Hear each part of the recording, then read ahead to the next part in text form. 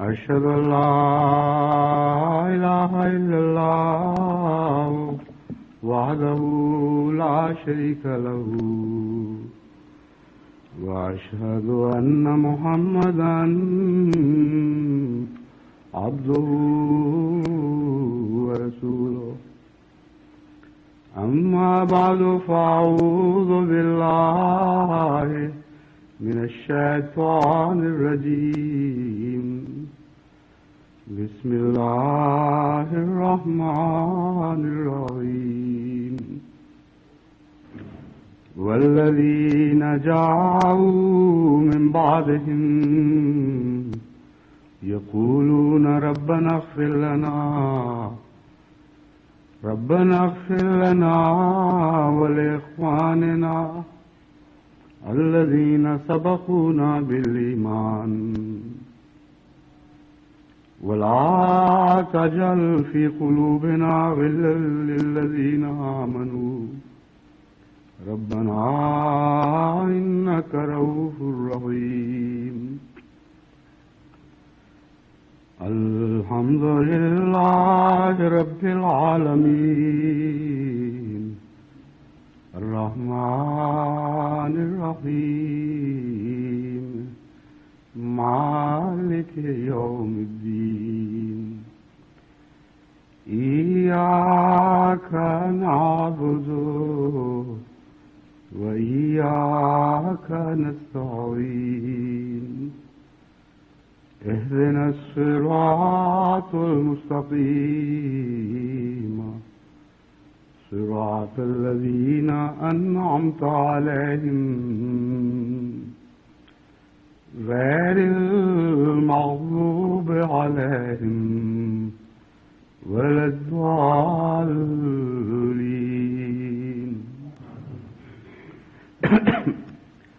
گزشتہ ایک خطبے میں نے یہ ذکر کیا تھا کہ حضرت اقدس محمد مصطفیٰ صلی اللہ علیہ وآلہ وسلم نے ایک موقع پر بدھ کے دن کو منحوس قرار دیا. وہ خطبہ جب مختلف جماعتوں میں پہنچا تو معلوم ہوتا ہے بعض لوگوں کو اس سے غلط فہمی پیدا ہوئی اور وہ حدیث کے مفہوم کو صحیح سمجھ نہیں سکے. جہاں تک دنوں کا تعلق ہے فی الحقیقت کوئی دن بھی منحوس نہیں، بلکہ بعض دنوں میں گزرنے والے ماجرے بعض دنوں کو منحوس بنا دیتے ہیں اور بعض دنوں کو مبارک بھی بنا دیتے ہیں. خود حضرت اقدس محمد مصطفیٰ صلی اللہ علیہ وآلہ وسلم نے سوال کرنے والے کے سوال کے جواب میں جو مثال بیان فرمائی اس پر اگر تدبر کیا جاتا تو کبھی یہ غلط فہمی پیدا نہ ہوتی. حضور اکرم صلی اللہ علیہ وآلہ وسلم کا کلام ایک عام انسان کا کلام نہیں،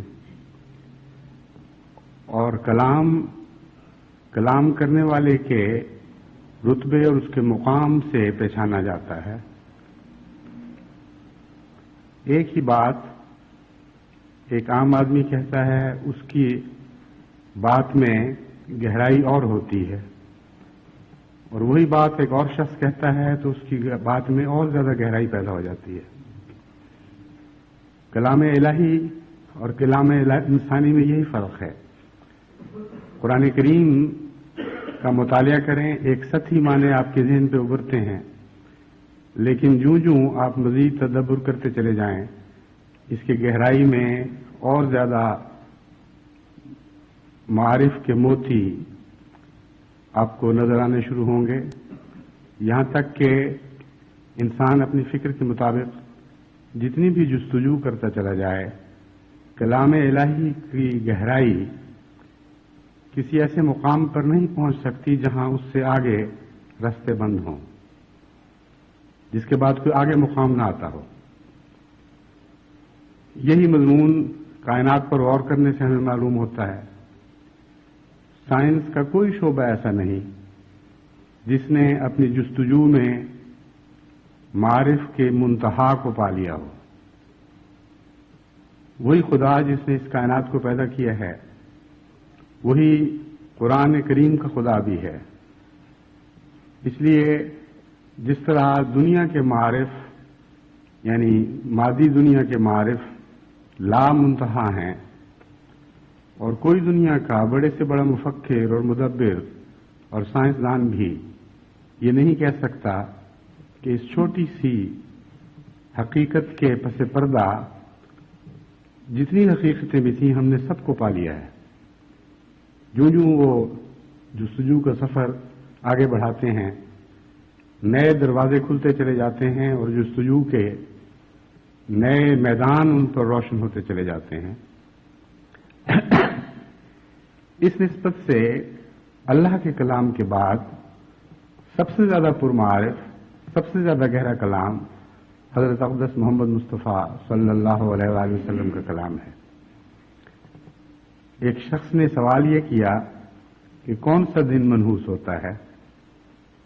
اس کے جواب میں آپ نے بدھ کا دن بیان کر کے اس کی وجہ بیان فرمائی. فرمایا اس دن فرعون اپنے انجام کو پہنچا اور خدا کی قہری تجلی اس پر گری اور چونکہ وہ خدا کے غضب کے اظہار کا دن تھا اس لیے وہ منحوس دن تھا. لیکن اسی دن حضرت موسیٰ نے نجات بھی تو پائی تھی. وہ دن حضرت موسیٰ کے لیے مبارک دن بھی تو تھا. غور کرنے والے کا ذہن اس طرف منتقل نہیں ہوا کہ خدا کے عذاب کا دن ان لوگوں کے لیے منحوس ہے جن پر وہ عذاب نازل ہوتا ہے، ان لوگوں کے لیے نہیں جن کی وجہ سے وہ عذاب نازل ہوتا ہے، جن کو بچانے کے لیے وہ عذاب نازل کیا جاتا ہے. بس ایک پہلو سے ایک دن منحوس ہے، وہی دوسرے پہلو سے وہی دن برکتوں والا دن بن جاتا ہے. حضرت صلی اللہ علیہ وآلہ وسلم کی زندگی میں ایک بھی دن ایسا نہیں آیا، ایک دن کا ایک لمحہ بھی ایسا نہیں آیا جسے آپ منحوس قرار دے سکیں. بس اس مثال سے واضح ہوتا ہے کہ دن نے نحوست پیدا نہیں کی تھی بلکہ فرعون نے اس دن کو منحوس بنایا تھا. ہر مکان کو اس کے مکین سے شرف حاصل ہوا کرتا ہے. اسی طرح زمانے کا بھی ایک ظرف ہے. اس ظرف میں جو کام کیے جاتے ہیں وہ زمانے کو منحوس بھی بنا دیا کرتے ہیں اور مبارک بھی کر دیا کرتے ہیں. بس بدھ کا دن ایک پہلو سے منحوس تھا ان لوگوں کے نقطۂ نگاہ سے جن پر خدا کا عذاب نازل ہوا، اور ایک پہلو سے بے انتہا مبارک دن تھا جو تاریخ میں کبھی بھی بھلایا نہیں جا سکے گا، کیونکہ اس دن خدا نے ایک مظلوم قوم کو ایک ظالم سے کے پنجے سے نجات بخشی تھی. اس پہلو سے جب حضرت مسیح موعود علیہ الصلوۃ والسلام کے الہامات کی روشنی میں اور بعد میں رونما ہونے والے واقعات کی روشنی میں ہم بدھ کے دن پر غور کرتے ہیں تو یقیناً اس میں جہاں بعض نحوستیں ہیں وہاں جماعت احمدیہ کے لیے بہت سی برکتیں بھی ہیں. لیکن ان برکتوں کے دور کے بعد ابتلاؤں کے دور بھی ہوا کرتے ہیں، اور ان برکتوں کو حاصل کرنے کا اہل بنانا ان لوگوں کا کام ہے جن کی خاطر وہ برکتیں مقدر کی جاتی ہیں. اس دن کے بعد جس دن حضرت موسیٰ علیہ الصلوۃ والسلام کو اور آپ کی قوم کو نجات عطا ہوئی اور بھی بہت سی باتیں ہوئیں. خدا کے بہت سے وعدے تھے ان کے حق میں، لیکن بدقسمتی سے قوم کی بدعمالی کی وجہ سے وہ وعدے ٹل گئے. اسے معلوم ہوا کہ برکتیں بھی جو مقدر ہوتی ہیں اگر ان کا اہل انسان اپنے آپ کو ثابت نہ کرے تو وہ برکتیں بھی ٹل سکتی ہیں. اگرچہ خدا کے وعدے بالآخر ضرور پورے ہوتے ہیں لیکن بعض دفعہ تاخیر کے ساتھ پورے ہوتے ہیں. اس لیے جن خدا کے بندوں کے لیے خدا تعالیٰ کی طرف سے نشان دکھائے جاتے ہیں ان بندوں پر بھی کچھ ذمہ داریاں ہوتی ہیں جنہیں انہیں بہرحال ادا کرنا ہوگا. ان امور کے پیش نظر میں جماعت کو ان دنوں میں خصوصیت سے دعا کی طرف توجہ دلاتا ہوں. ہم ایک خاص سال کے عرصے سے گزر رہے ہیں جو ابتہال کا سال ہے، جو دعاؤں کا سال ہے، جو روحانی مقابلوں کا سال ہے، اور یہ دوڑ ابھی ختم نہیں ہوئی۔ بہت سے دشمن ایسے ہیں جنہوں نے ہار تسلیم نہیں کی، جو خدا کی تقدیر کو ظاہر ہوتے دیکھتے ہوئے بھی پھر بھی اس سے ٹکرانے کے عزم لیے ہوئے ہیں۔ وہ خدا کی تقدیر کا رخ تبدیل کرنے کے لیے کوشش کر رہے ہیں۔ بہت سی سازشیں ہو رہی ہیں، بہت سے بد ارادے منصوبوں کی شکل میں ڈھالے جا رہے ہیں، اور بہت سے خطرات ہیں جو ابھی جماعت کو درپیش ہیں۔ اس لیے ان ذمہ داریوں سے غافل نہیں ہونا چاہیے۔ تربیت کے مضمون سے متعلق جو میں نے خطبات کا سلسلہ شروع کیا تھا وہ اسی امر کے پیش نظر کیا تھا، لیکن جہاں تک دن کے مبارک ہونے کا تعلق ہے، بدھ کا دن یقیناً جماعت کے لیے مبارک ہے، لیکن اس کی برکتوں کے حصول کے لیے ابھی بہت سی منزلیں طے کرنی باقی ہیں۔ اس لیے جماعت کو دعائیں جاری رکھنی چاہیے اور ساری جماعت کو ان دعاؤں میں شامل ہونا چاہیے۔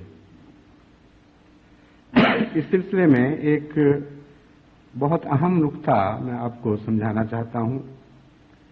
اجتماعی دعاؤں کی دو طرح سے برکتیں ہوتی ہیں۔ ایک تو یہ کہ اجتماعی دعا انسان کو شرک سے پاک کرتی ہے، اور کوئی نہیں کہہ سکتا کہ کس کی دعا لگی تھی۔ حضرت اقدس مسیح موعود علیہ الصلوۃ والسلام تو بعض دفعہ ایک اچھی دوا کے ساتھ جس کے متعلق اعتماد ہوا کرتا تھا کہ یہ دوا کسی خاص بیماری میں مفید ہے، اور دوائیں بھی شامل فرما لیا کرتے تھے، اور اس نیت سے شامل فرمایا کرتے تھے کہ میرا کہیں زیادہ انحصار اس دوا پر نہ ہو جائے اور میں نہ کہہ سکوں کہ خدا کی پیدا کردہ چیزوں میں سے کس نے مجھے زیادہ شفا بخشی تھی، اور توجہ اسی طرف مبذول رہے کہ خدا نے شفا بخشی تھی بعض چیزوں میں اور ان چیزوں سے میں نے فائدہ اٹھایا۔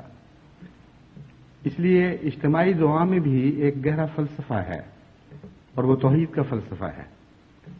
جب ساری جماعت دعا کرتی ہے تو یہ نہیں کہا جا سکتا کہ کس کی دعا مقبول ہوئی۔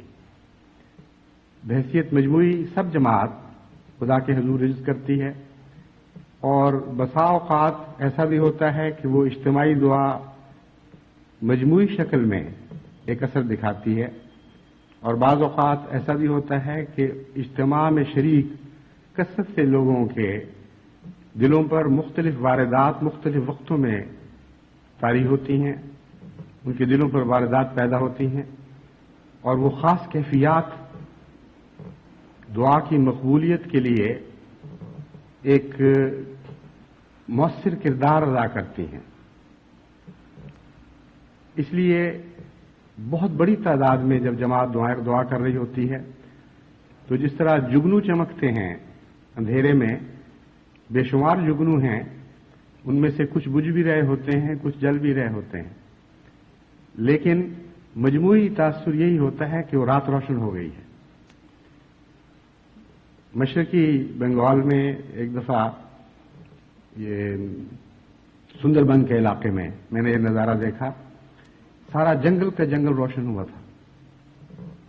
ہوا تھا اور جگنوؤں کی وجہ سے روشن ہوا تھا، لیکن باوجود اس کے کہ بہت سے جگنو، تقریباً نصف جگنو ایک وقت میں بجھے ہوئے ہوتے تھے، لیکن کچھ دوسرے جگنو چونکہ روشن ہوتے تھے اس لیے ایک لمحہ بھی ایسا نظر نہیں آتا تھا جبکہ تاریکی ہو۔ تو اجتماعی دعا کی برکت سے خدا کے بعض بندوں کے دلوں میں خاص تحریک مختلف وقتوں میں پیدا ہو رہی ہوتی ہے، اور ان کو قبولیت کے لمحے عطا ہوئے ہوتے ہیں۔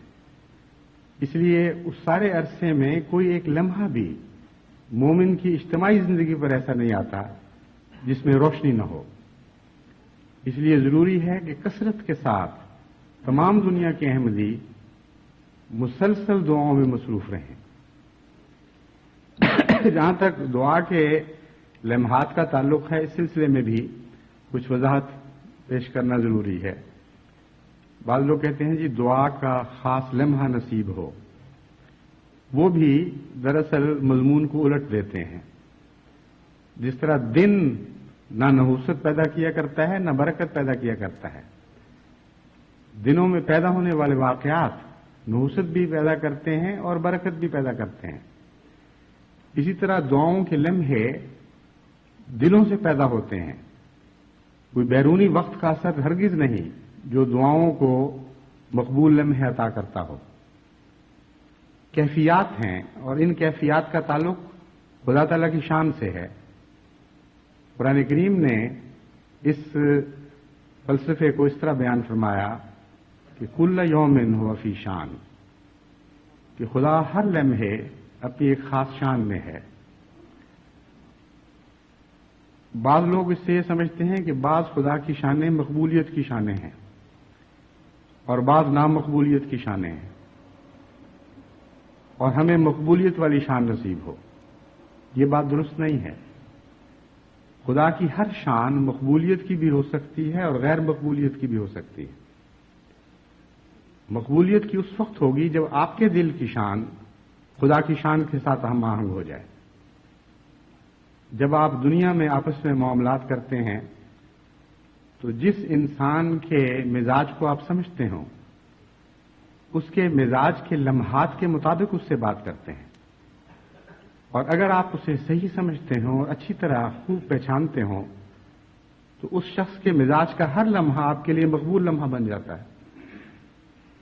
اگر آپ کسی کا مزاج نہ سمجھتے ہوں اور اس کے مزاج کے کسی خاص لمحے کے برخلاف بات اس سے کریں، اور اگر آپ بالکل نہ سمجھتے ہیں اور ہمیشہ مخالفانہ بات کریں تو آپ کی ہر بات اس کے حضور نامقبول ٹھہرے گی.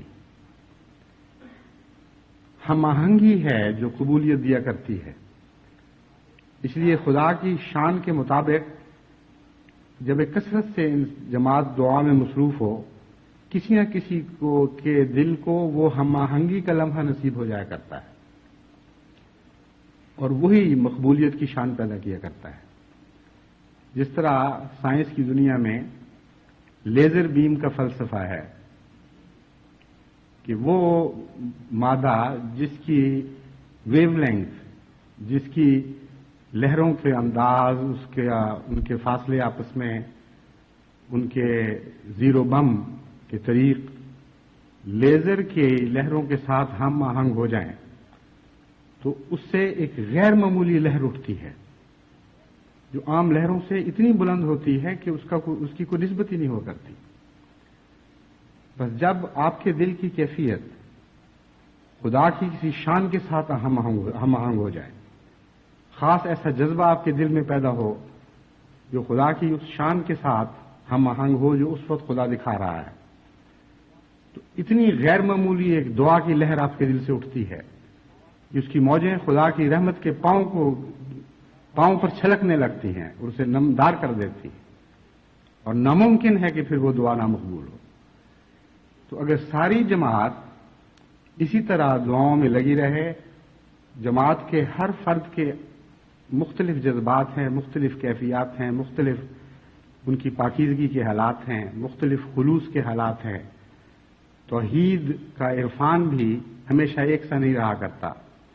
بعض اوقات توحید کا عرفان ایک خاص شان کے ساتھ انسان کے سامنے ابھرتا ہے. ایسے لمحات جب خدا کی کسی شان سے ہم آہنگ ہوتے ہیں تو اس دعا میں سے ایک عظیم قوت اٹھتی ہے اور دعا کرنے والے کو معلوم ہو جاتا ہے کہ یہ دعا نامقبول نہیں ہو سکتی. اس لیے بہت ہی ضروری ہے کہ ہر آدمی خواہ اپنے آپ کو چھوٹا سمجھے یا بڑا سمجھے، یا عام دنیا کی نظر میں نیک ہو یا بد ہو، دعاؤں میں مصروف رہے. احادیث سے پتہ چلتا ہے کہ بعض دفعہ بدوں کے دل سے بھی ایک ایسی دعا اٹھتی ہے جو خدا کی کسی شان کے ساتھ ہم آہنگ ہو جاتی ہے، اور ان کی ساری عمر کی بدیاں ان کو جہنم میں دھکیلنے میں ناکام رہتی ہیں، اور اس ایک لمحے کی دعا مقبول ہو جاتی ہے اور اس کی ساری زندگیوں کی بدیوں کے عذاب سے ان کو بچا لیتی ہے. تو حضرت اقدس محمد مصطفیٰ صلی اللہ علیہ وآلہ وسلم کا کلام بہت ہی عارفانہ کلام ہے، بہت ہی گہرا ہے، اور اس کے مطالب کو سمجھنا چاہیے. اس لیے میں جماعت کو متوجہ کرتا ہوں کہ دعاؤں میں مصروف رہیں اور دعاؤں کو بدلتے بدلتے رہیں، ان کے رخ پلٹتے رہیں۔ یہ بھی قبولیت دعا کا مقام حاصل کرنے کے لیے ایک اچھا راز ہے۔ اس کو سمجھنے سے آپ کو قبولیت دعا کا ایک اور فلسفہ سمجھ آ جائے گا۔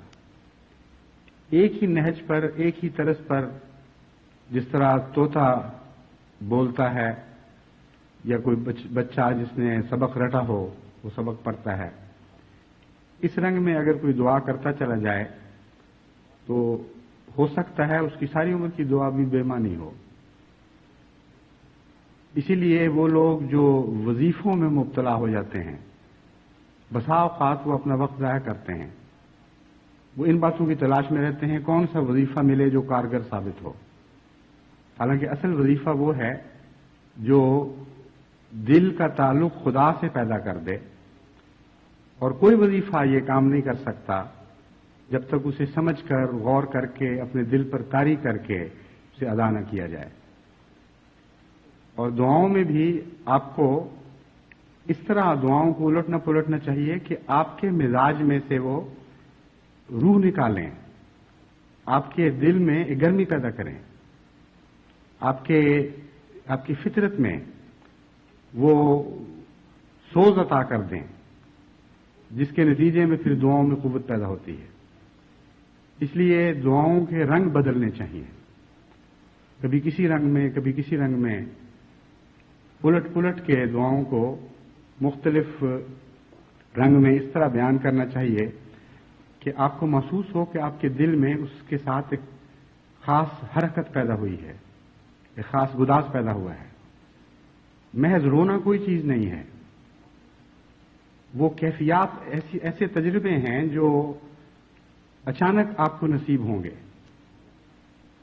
کوشش کریں، محنت کریں اور اپنے ذہن میں ایسے انداز سوچتے رہیں جس سے آپ کے دل میں گرمی پیدا ہو، آپ کے مزاج میں ایک خاص قسم کا روحانی لطف پیدا ہو۔ ایسی کوشش کے نتیجے میں پھر وہ لمحے آپ کو نصیب ہو سکتے ہیں جن کے نتیجے میں آپ کے دل کی شان خدا کی کسی شان کے ساتھ ہم آہنگ ہو جائے، اور پھر از خود اپنی قوت سے ایک دعا اٹھے گی جس کے لیے زور نہیں لگانا پڑتا۔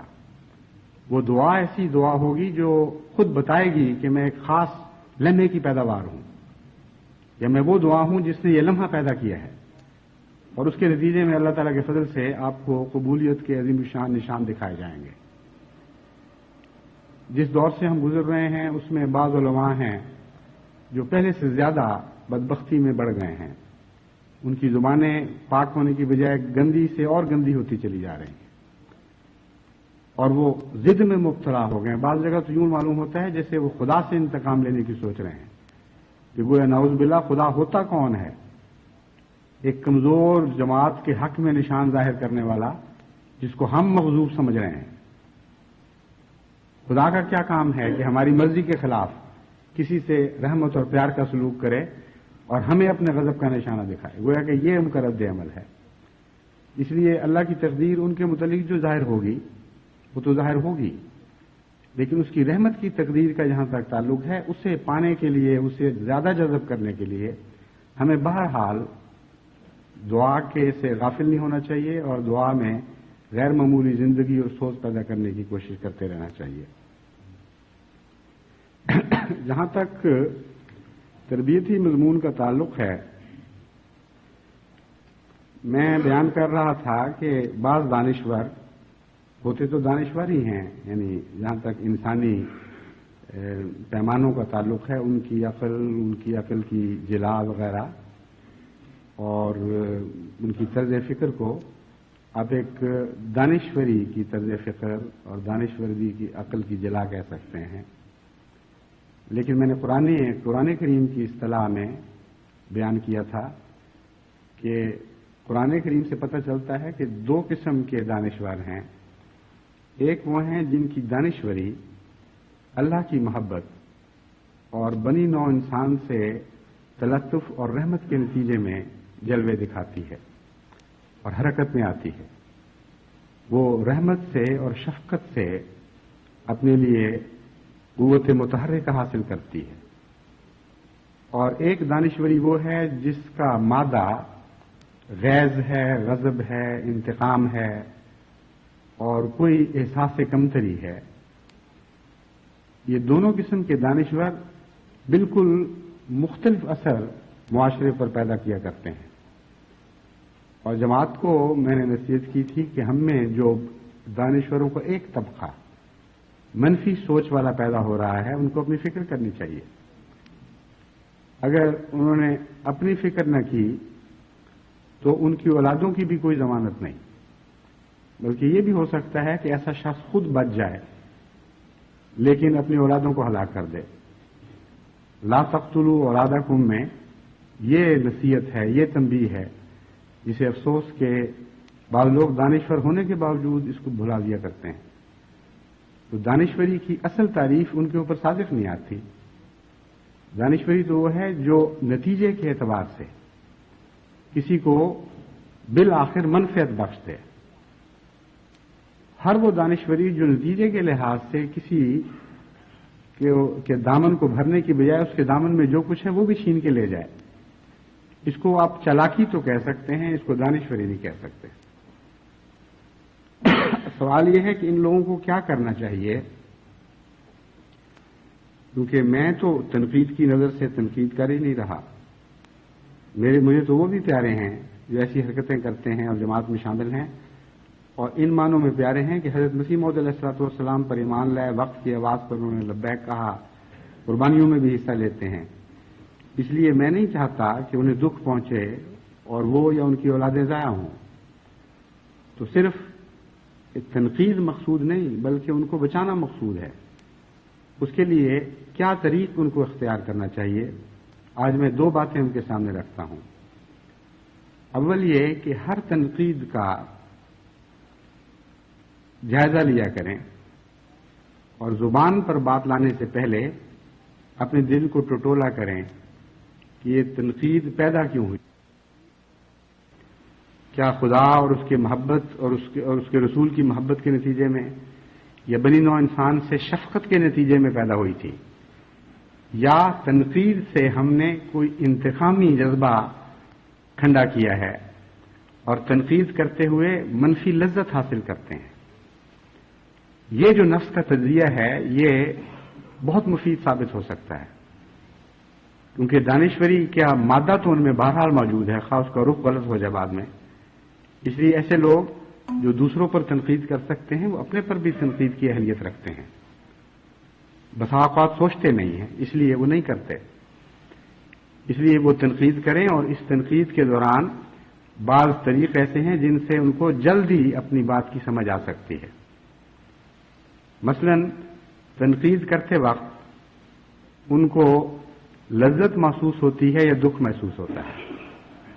ये दो बातें ऐसी हैं जो बिल्कुल खुला खुला फर्क कर देती हैं। फिर ये कि जिस शख्स से कोई गलती हुई है, क्या उसकी गलती के ऊपर उनको लुत्फ नहीं आया था कि हां अब मेरे काबू आया, उन्होंने महसूस नहीं किया था कि हां अब मैं पकड़ूंगा इसको, अब किस तरह मुझसे बच सकता है, अब जब मैं इसकी शिकायत करूंगा तो जिसके पास शिकायत करूंगा वो किस तरह इसकी तरफदारी कर सकता है, इस मौके पर मैंने उसको पकड़ लिया है। ये जज्बा पैदा होता है या इस्तिग़फ़ार का जज्बा पैदा होता है।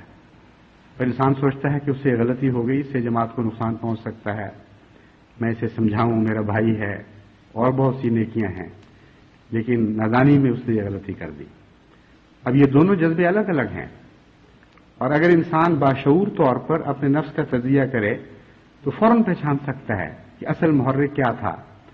और हकीकत में ये वो तनकीद है जो कुरान करीम के उलुल अलबाब किया करते हैं, ये वो दूसरी तनकीद है जो दुनिया के तखरीबकार किया करते हैं। इस ज़िमन में बहुत से और भी ऐसे माबहिल इम्तियाज हैं, फर्क करने वाले मामलात, जो एक नफ्स अपने नफ्स पर तनकीद करने वाला اس تنقید کے دوران سیکھ سکتا ہے، معلوم کر سکتا ہے. اور اس لمبی بحث میں اس وقت نہیں پڑھنا چاہتا، لیکن اگر دیانتداری سے کوئی اپنی تنقید کا تجزیہ پہلے کر لیا کرے اور اس پر خوب غور کر لیا کرے تو کئی قسم کی ہلاکتوں سے بچ سکتا ہے. حضرت مسیح موعود علیہ الصلوۃ والسلام نے ایسے تنقید کرنے والوں کی بیماری کے متعلق یہ فرمایا کہ جب یہ بہت بڑھ جاتی ہے اور عادت مستمرہ بن جاتی ہے، جو ان کے ساتھ ہمیشہ لگ جاتی ہے، ہمیشہ کے لیے جڑ جاتی ہے، تو اس بیماری کو پھر روحانی اصطلاح میں جذام کہا جاتا ہے، یعنی کوڑ کی بیماری. اور اس کی پہچان آپ نے یہی بیان فرمائی کھلی کھلی کہ پھر گہری تنقید کا جائزہ لینے کا بھی سوال نہیں. یہ بات خوب کھل کے سامنے آ جاتی ہے کہ ایسے شخص دوسرے کی تکلیف سے پھر لذت اٹھانے لگ جاتے ہیں. غلطیوں کی بحث نہیں رہتی، کوئی بھی کسی پر مصیبت پڑے تو لطف اٹھاتے ہیں اور ایسی باتیں چاشنی کے ساتھ مزے لے لے کر بیان کرتے ہیں، اور کسی کو فائدہ پہنچ جائے تو ان کو تکلیف ہوتی. یہ بیماری جذام ہے. اور حضرت اقدس محمد مصطفیٰ صلی اللہ علیہ وآلہ وسلم نے ایک موقع پر فرمایا، فر المجذوم فرارک الاسد، یا فر من المجذوم فرارک الاسد، کہ مجذوم سے اس طرح دوڑو جس طرح شیر سے ڈر کے بھاگتے ہو. اس پر بہت سے علماء نے بحثیں اٹھائی ہیں کہ یہ کیسے ممکن ہے کہ حضرت اقدس محمد مصطفیٰ صلی اللہ علیہ وسلم جو اتنے شفیق تھے، جو بیماروں کی تیمارداری خود بھی ہمیشہ کیا کرتے تھے اور اسی کی نصیحت فرماتے تھے. یہ ہو نہیں سکتا تھا کہ کوئی تکلیف میں مبتلا ہو اور آپ اس تک پہنچے نہ، اگر پہنچ سکتے ہوں، یا اپنے غلاموں کو یہ نصیحت نہ کریں کہ ان کے گھر تک پہنچو، ان کی عیادت کرو.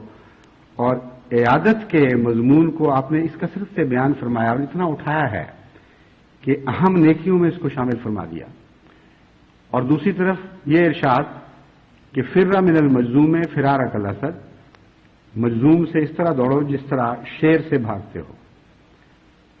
بعض علماء نے یہ ذکر کیا ہے کہ اس سے مراد روحانی بیماری ہے، اور حضرت اقدس مسیح موعود علیہ الصلوۃ والسلام نے اس بیماری کی نشاندہی بھی فرما دی ہے کہ روحانی اصطلاحوں میں مجذوم ہوتا کون ہے. بس اگر ایسے دانشور اپنے قدم وقت پر نہیں روکیں گے تو میں ان کو متنبہ کرتا ہوں کہ ان کی بیماری بڑھ کر جذام میں داخل ہو جائے گی، اور پھر اس کا علاج کوئی نہیں ہے. پھر یہ زندگی بھر ساتھ رہتی ہے. اور جس طرح کوڑھی کا ظاہری بدن بیماری کے نتیجے میں بدصورت ہوتا چلا جاتا ہے اور بدشکل ہوتا چلا جاتا ہے اور لوگ اس سے بھاگتے ہیں تباً، اسی طرح ایسا بیمار جو روحانی طور پر مظلوم ہو جائے اس سے خدا کے نیک بندے واقعتاً بھاگتے ہیں. اس سوسائٹی میں چھوڑ دیا جاتا ہے، اس سے نفرت کرنے لگ جاتے ہیں، ایسی نفرت جو بے اختیار ہے، جو سوچ کر نہیں کی جاتی. لیکن لوگ پسند نہیں کرتے کہ ایسے شخص کی مجلس میں بیٹھیں. بس جو اس حد تک پہنچ جاتے ہیں جہاں جو اڈوں کے سردار بن جاتے ہیں، وہ چونکہ جذام پھیلانے لگتے ہیں، اس لیے وہ نوجوان نسلیں جو ان باتوں کو نہیں سمجھتی ان کو میں نصیحت کرتا ہوں کہ پھر ان لوگوں کے پاس نہ جایا کریں، ان کے پاس نہ بیٹھا کریں، کیونکہ حضور اکرم صلی اللہ علیہ وآلہ وسلم نے فرمایا ہے فر من المجذوم فرارک الاسد. پھر ان کا مقدر یہی ہے کہ ان کو تنہا چھوڑ دیا جائے، ورنہ یہ اس بیماری کو آگے لگائیں گے. قرآن کریم نے ایک دعا سکھائی ہے، یہ دوسری بات ہے جو میں ان کو سمجھانا چاہتا ہوں. اس دعا سے استفادہ کریں، اور جب دل میں کسی ایسے مومن بندے کے لیے نفرت پیدا ہو یا غصہ پیدا ہو جو کمزوریاں بھی رکھتا ہوگا لیکن فی الحقیقت ایمان لانے والا ہے اور ایمان لا کر خدمت دین میں مصروف رہنے والا ہے، تو ایسے موقع پر دعا سے فائدہ اٹھائیں اور اللہ تعالیٰ سے مدد مانگیں. قرآن کریم کی جس آیت کی میں نے تلاوت کی تھی اس میں یہی دعا مذکور ہے. فرمایا والذین جاؤوا من بعدہم یقولون ربنا اغفر لنا ولاخواننا، کہ وہ لوگ جو انصار اور مہاجرین کے بعد آئے، کیونکہ پہلا جو مضمون ہے یہ انہی کا بیان ہو رہا ہے، یعنی جنہوں نے براہ راست حضرت اقدس محمد مصطفیٰ صلی اللہ علیہ وآلہ وسلم کی ویسی صحبت نہیں پائی جیسی مہاجرین اور انصار کو نصیب ہوئی. ان لوگوں کو کیا کرنا چاہیے؟ ان میں سے بعض ایسے ہیں جو یہ کرتے ہیں، یہ خدا بیان فرما رہا ہے، اور آن حضور صلی اللہ علیہ وآلہ وسلم کی تربیت کے نتیجے میں وہ یہ پہلے سے دعا کر رہے ہیں. وہ دعا کیا ہے؟ یقولون ربنا اغفر لنا ولاخواننا الذین سبقونا بالایمان، کہ اے ہمارے رب ہمیں بخش دے اور ہمارے ان بھائیوں کو بھی بخش دے، الذین سبقونا بالایمان، کہ جو ایمان میں ہم پر سبقت لے گئے ہیں. ایک گروہ وہ ہے جس کی یہ حالت ہے کہ بجائے اس کے کہ ان سے نفرت کریں یا جلیں یا ان کی نیکیوں پر تیش کھائیں کہ ان کو کیا توفیق مل رہی ہے، یہ کیا اپنی طرف سے بڑے خدمتگار بنے ہوئے ہیں، وہ ان کی نیکیوں کو، ان کی کوششوں کو دیکھتے ہیں اور اللہ تعالیٰ سے یہ دعا کرتے ہیں کہ اے خدا ہمیں بھی بخش اور ہمارے ان بھائیوں کو بھی بخش دے. بخشنے کا کیا سوال پیدا ہوا ہے؟ بخشنے کا تعلق غلطی سے ہے. معلوم ہوتا ہے ان کی تربیت حضور اکرم صلی اللہ علیہ وآلہ وسلم نے ایسی فرمائی تھی کہ جب وہ دوسرے کی غلطی دیکھتے تھے تو اس غلطی کو نفرت اور تنقید کی نظر سے نہیں دیکھتے تھے، بلکہ اس سے ذہن اس طرف منتقل ہو جاتا تھا کہ ان سے بھی غلطیاں ہو رہی ہیں جو ہم سے پہلے تھے ایمان میں، تو ہم سے کیوں نہ ہوئی ہوں گی، ہم تو بعد میں آنے والے ہیں، اس لیے ہم ہو سکتا ہے ان سے بڑھ کر غلطیوں میں مبتلا ہوں. تو کسی کی غلطی دیکھ کر ان کا دل استغفار کی طرف مائل ہوتا تھا، اپنے لیے بھی اور ان کے لیے بھی. سبقونا کا مضمون دو باتیں ظاہر کرتا ہے. ایک وہ جو ان آیات کے سیاق و سباق سے ظاہر ہو رہا ہے کہ زمانے کے لحاظ سے پہلے تھے، اور ایک دوسرا مضمون ہے جو مستقل لفظ سبق میں داخل ہے، اور وہ ہے سبقت لے جانا، آگے بڑھ جانا. تو اس دعا کو ان دونوں مفہوموں کو سامنے رکھ کر کرنا چاہیے. یہ دعا صرف ان لوگوں کے لیے سے تعلق میں نہیں ہے جو پہلے زمانے کے لحاظ سے پہلے تھے، بلکہ ان لوگوں سے تعلق میں بھی ہے جو نیکیوں میں کسی لحاظ سے سبقت لے جا رہے ہیں. اور چونکہ قرآن کریم نے حسد کے خلاف تعلیم دی ہے، اور حسد رش کی بگڑی ہوئی صورت ہوا کرتی ہے، رش پیدا ہونا ایک فطری امر ہے، اس لیے قرآن کریم چونکہ باریک بیماریوں کا بھی علاج رکھتا ہے، قرآن کریم نے اس طرف توجہ دلا دی کہ اس کا علاج یہ ہے کہ پہلے اس کے کہ یہ معاملہ بڑھے اور رش حسد میں تبدیل ہو، تم یہ دعا کیا کرو کہ اے اللہ ہمیں بھی بخش، ہم تو بعد میں ہیں، یہ لوگ تو ہم سے سبقت لے گئے ہیں اور ان سے بھی غلطیاں ہو رہی ہیں، ان کو بھی معاف فرما دے. تو جو شخص اپنے کسی بھائی کی غلطی پر اس کی معافی کی دعا کر رہا ہو رات کی تنہائی میں اکیلے بیٹھ کر، اس سے وہ بغض کیسے کر سکتا ہے؟ لیکن اس کے ساتھ اس مضمون کو مزید کھول دیا، فرمایا الذین سبقونا بالایمان ولا تجعل فی قلوبنا غلا للذین آمنوا. یہاں سبقت کا مضمون پیچھے چھوڑ کر اس دعا کو زیادہ وسیع فرما دیا اور فرمایا وہ یہ بھی دعا کرتے ہیں کہ اے خدا ہمارے دل میں کسی ایمان لانے والے کے متعلق کوئی بغض، کوئی کجی پیدا نہ ہو، کوئی کینہ پیدا نہ ہو. صرف یہی نہیں کہ جو پہلے بڑھ گئے ہیں یا آگے نکل گئے ہیں، بلکہ ہر شخص جو ایمان لاتا ہے وقت کے منادی کرنے والے پر، اس کے متعلق ہم تجھ سے یہ رجا کرتے ہیں کہ ہمارے دل میں غل نہ پیدا کر ہونے دینا، کسی قسم کا بغض پیدا نہ ہونے دینا. اس دعا کے نتیجے میں وہ سوسائٹی ابھرتی ہے، وہ معاشرہ وجود میں آتا ہے جس میں مومن دوسرے مومن سے بھائی کی طرح محبت کرنے لگتا ہے. اور وہ دعائیں بھی قرآن کریم میں بیان ہیں، وہ مضمون بھی الگ بیان ہیں، لیکن یہ وہ ابتدائی منزل ہے جس سے دل اس حد تک صاف ہو جاتا ہے کہ پھر اس پر بھائی کی محبت کا نقش جم سکتا ہے. اگر غل پیدا ہو جائے تو ایسے دل پر پھر کوئی محبت کا نقش نہیں جم سکتا. تو یہ آیت دل کی صفائی سے اور تزکیے سے تعلق رکھتی ہے. اس کے بعد پھر دوسری قرآنی تعلیم آپ کے دل پر نئے نئے حسین نقش جمائے گی اور آپ کو اپنے مومن بھائیوں کے لیے اپنے دلوں میں بے انتہا محبت محسوس ہوگی. تو یہ دو نصیحتیں ان کے لیے ہیں جو کسی قسم کے غل کا رجحان اپنے بھائیوں کے لیے رکھتے ہیں. اللہ ان کی دانشوری کو صحیح رستوں پر چلائے اور انہیں وہ عرفان نصیب کرے جو حقیقی دانشوری ہے. کیونکہ دانشوری صرف عقل کا نام نہیں ہے، دانشوری عرفان کا نام ہے حقیقت میں، اور اس کے نتیجے میں عقل کے ساتھ دل کا تعلق قائم ہو جاتا ہے اور اس میں ایک لذت پیدا ہو جاتی ہے.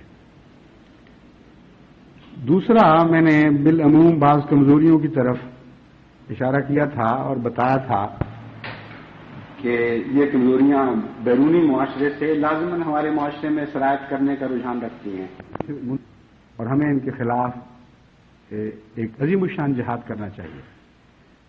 کچھ منتظمہ کو مخاطب کرتے ہوئے باتیں سمجھائی تھی اور کچھ افراد کو مخاطب کرتے ہوئے سمجھانے کا سلسلہ شروع کیا تھا. میں اپنے وقت کی رعایت سے ایک بات آج کہنا چاہتا ہوں کہ جس طرح لفظ فرہ استعمال ہوا ہے مظلوم کے تعلق میں، ایک اور اسی لفظ کا ایک استعمال قرآن کریم میں ہمیں ملتا ہے، اور وہ منفی معنوں میں نہیں بلکہ مثبت معنوں میں ہے. اللہ تعالیٰ فرماتا ہے فروا الی اللہ ہے، تم اللہ کی طرف فرار اختیار کرو. فرار کس چیز سے ہوتا ہے؟ فرار ہمیشہ خوف سے پیدا ہوتا ہے. عربی میں جو لفظ فرار ہے اس میں اس کے ایک طرف خوف کا عنصر پایا جاتا ہے، کسی چیز سے بدک کر دوڑ کر گھبرا کر دوسری طرف بھاگنا. اب لفظ فرار بتا رہا ہے کہ تقوی کا اصل معنی یہ ہے، اگر تقوی کا مطلب خدا کا خوف ان معنوں میں ہے جو ہم عام معنوں میں خوف کے معنی سمجھتے ہیں تو پھر خدا سے دوڑنا چاہیے. لیکن تقوی خدا کی طرف دوڑنے کا نام ہے اور کسی اور کے خوف کے نتیجے میں خدا کی پناہ میں آنے کو تقوی کہتے ہیں.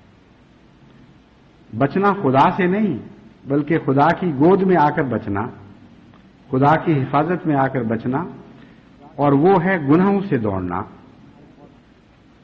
گناہوں سے فرار اختیار کرنا. گناہوں سے فرار اختیار کرنے کے دو طریق ہیں. ایک تو یہ کہ آپ گناہ کو اس لیے ترک کر رہے ہیں کہ آپ کو معلوم ہے کہ گناہ ہے، اللہ تعالیٰ ناپسند کرتا ہے اور آپ اس گناہ کو چھوڑ دیتے ہیں. یہ جو طریق ہے یہ ثواب کے لحاظ سے تو اچھا ہے لیکن مشکل بہت ہے، اور مسلسل انسان ایک جد و جہد میں مبتلا رہتا ہے اور مصیبت میں مبتلا رہتا ہے. ایک چیز اچھی لگ رہی ہے اور آدمی کہتا ہے نہیں خدا کی خاطر چھوڑنا ہے، ہر وقت اپنے نفس کی ایک خواہش کا انکار اس کے ساتھ جاری رہتا ہے. اور ایسے لوگ پھر جب اکثر دعا کے لیے حالات اپنے لکھتے ہیں تو بہت پریشانی میں مطلع کرتے ہیں کہ یہ گناہ ہم چھوڑتے ہیں خدا کی خاطر، جد و جہد کرتے ہیں، روتے ہیں، دعائیں مانگتے ہیں، پھر اس میں مبتلا ہو جاتے ہیں، پھر دوبارہ یہ سلسلہ شروع ہو جاتا ہے، پھر اس میں مبتلا ہو جاتے ہیں. تو اگر اخلاص کے ساتھ یہ جد و جہد کی جائے تو بالآخر ایک لمبی تکلیف کے دور سے گزر کر انسان اس سے نجات پا جاتا ہے. یہ کوئی ناکام رہنے والا طریق نہیں ہے لیکن مشکل رستہ ہے. ایک اور طریق یہ ہے کہ گناہ کا عرفان پیدا کریں. گناہ کے کب ایک عرفان ہوا کرتا ہے، گناہ کا شعور پیدا کریں اور اپنے خیالات میں، اپنے تفکرات میں بلوغت پیدا کریں.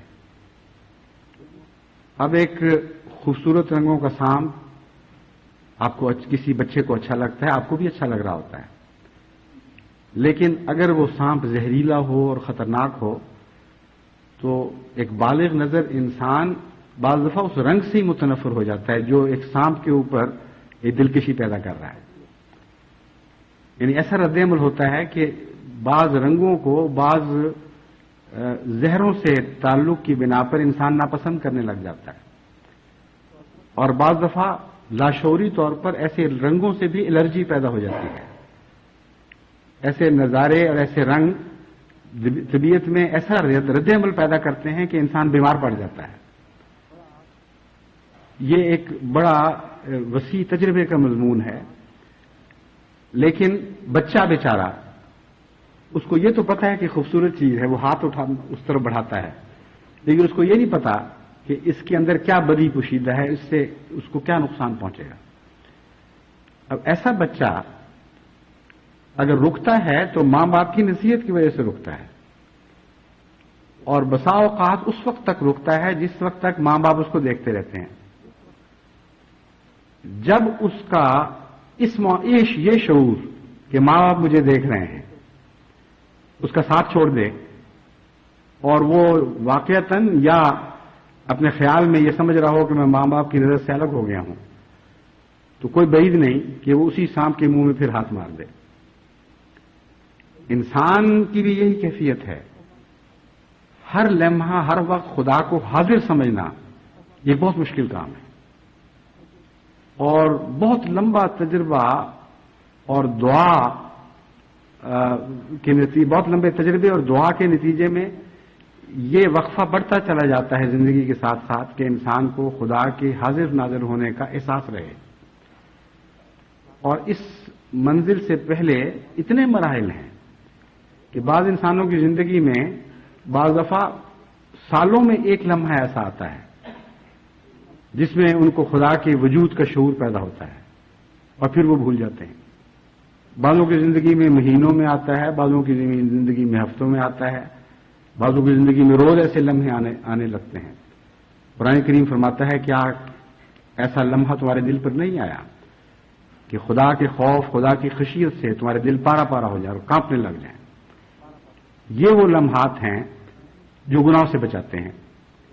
لیکن جیسا کہ میں نے بیان کیا ہے، شعور کے بڑھنے، اس کے پھیلنے، اس کی وسعت کے ساتھ ساتھ یہ گناہ سے بچنے کا مزاج بڑھتا چلا جاتا ہے. تو اصل حقیقت یہی ہے کہ گناہ کے متعلق شعور پیدا کریں کہ یہ چیز خطرناک ہے اور بری ہے اور نقصان دہ ہے. بعض دفعہ یہ شعور اپنے تعلق سے پیدا نہیں ہوتا، دوسرے کے تعلق سے پیدا ہو جاتا ہے. اب نہایت گندے معاشرے میں جہاں ایک دوسرے کو بری نظر سے دیکھنا کوئی برائی نہیں سمجھی جاتی، وہاں بعض موقع پر لوگ ایک دوسرے کو ماں بہن کی گالیاں دیتے ہیں. اس نسبت سے وہ لمحے ہیں ان کے لیے شعور کے. وہ جب دوسرے کی ماں بہنوں سے وہ سلوک کر رہے ہوتے ہیں تو ان کے دل میں کوئی چٹکی نہیں لی جاتی، کوئی تکلیف کا احساس پیدا نہیں ہوتا. لیکن جب ایک مشتعل آدمی ان کی ماں بہن کے تعلق سے وہ باتیں کہتا ہے جو وہ دوسروں کی ماں بہنوں کے تعلق سے بالکل معمولی سمجھ رہے ہوتے ہیں، تو دل میں ایک شدید درد پیدا ہوتی ہے، چٹکی لی جاتی ہے، کانٹے چبھتے ہیں، اور بعض دفعہ یہ مجرم ہونے کے باوجود اتنا مشتعل ہو جاتا ہے کہ ایسی باتیں کرنے والے کو قتل بھی کر دیتا ہے. یہ اس کے لیے شعور کا ایک لمحہ ہے، لیکن خدا کے تعلق سے نہیں، اپنی انانیت کے تعلق سے. اس لیے ایسا شخص نجات نہیں پا سکتا، بعض دفعہ اور مصیبت میں مبتلا ہو جاتا ہے. تو گناہ کی پہچان ان نسبتوں سے بھی کرنی چاہیے کہ گناہ ہے کیا، کیوں ہے. چوری اگر بری ہے تو چور کو یہ سوچنا چاہیے کہ اگر اس کی چوری ہو تو اس کو کیا تکلیف ہوتی ہے، اور وہ معاشرے میں یہ تکلیف پہنچا رہا ہے. یعنی یہ ایک بالکل ابتدائی شکل ہے شعور کی. لیکن حقیقت یہ ہے کہ وہ انسان جو اولو الالباب ہو، اس کو خدا تعالیٰ ایسے فہم عطا کرتا چلا جاتا ہے اور اس کی نظر کو ایسی باریکی عطا کرتا چلا جاتا ہے کہ وہ گناہوں کی تہ تک پہنچ کر ان کا شعور حاصل کرنے لگتا ہے، اور جب شعور حاصل کر لے تو پھر یہ جد و جہد ختم ہو جاتی ہے کہ خدا نے منع کیا ہوا اس لیے میں نے انگلی نہیں ڈالنی اس شیطان کے منہ میں. پھر انسان خود متنفر ہونے لگتا ہے ان چیزوں میں جہاں وہ پہلے لذت پاتا تھا، ان میں لذت نہیں رہتی، بلکہ گھبراہٹ پیدا ہو جاتی ہے، خوف پیدا ہو جاتا ہے. اس لیے بچپن سے ماں باپ کو گناہوں کے مضمون کو اپنی اولاد کو اس طرح سمجھانا چاہیے کہ گناہ کا شعور پیدا ہو جائے. خاص طور پر یہ نسخہ مغربی سوسائٹی میں استعمال کرنے کے لیے بہت ہی اہمیت رکھتا ہے. یہاں آپ جتنا بھی چاہیں اپنی اولاد کو مغربی معاشرے سے بچانے کی کوشش کرتے چلے جائیں، اگر وہ شعور سے آ رہی ہیں تو ان کے زندگی کے اکثر لمحات ایسے ہیں جبکہ وہ سمجھتے ہیں کہ نہ ماں باپ ہمیں دیکھ رہے ہیں نہ ہمارا خدا ہمیں دیکھ رہا ہے. پھر لذت جس طرف ان کو کھینچے گی وہ لازماً اس طرف جائیں گے، کوئی دنیا کی طاقت ان کو روک نہیں سکتی.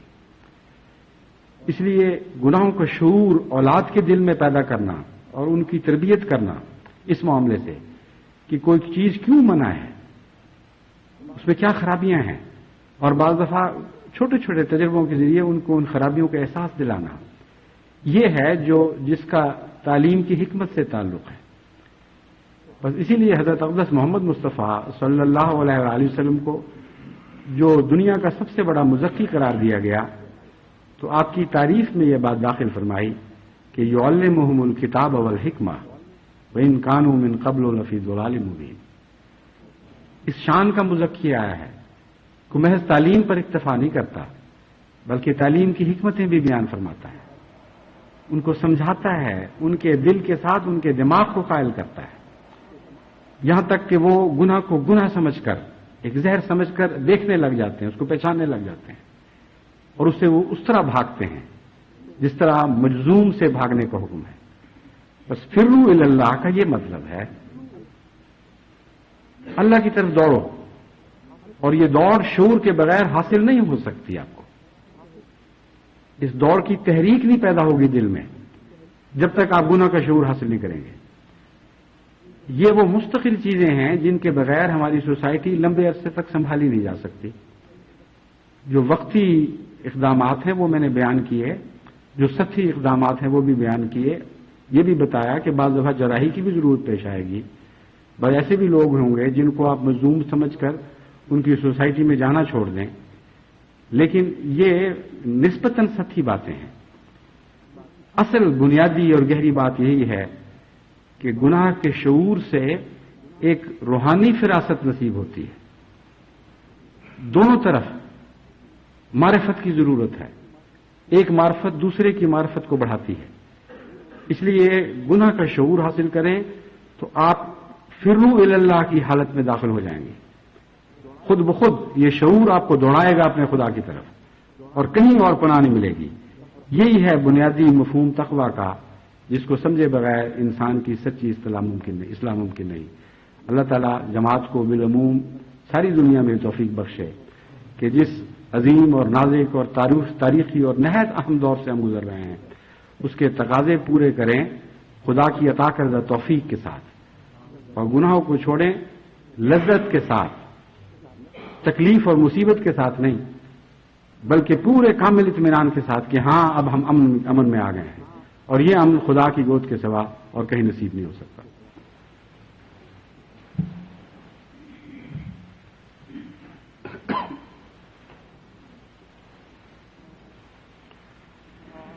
الحمدللہ نحمده ونستعینه ونستغفره ونؤمن به ونتوکل علیہ ونعوذ باللہ من شرور انفسنا ومن سیئات اعمالنا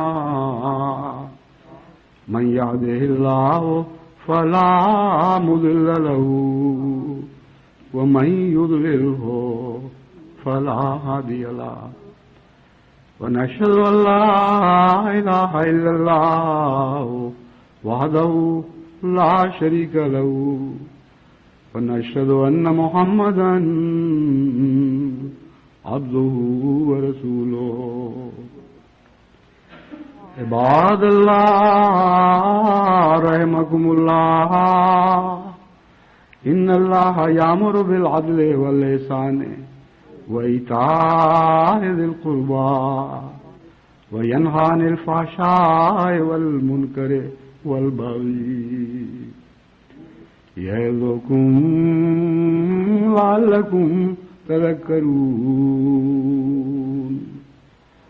فاذكروا الله يذكركم وادعوه يستجب لكم ولذكر الله أكبر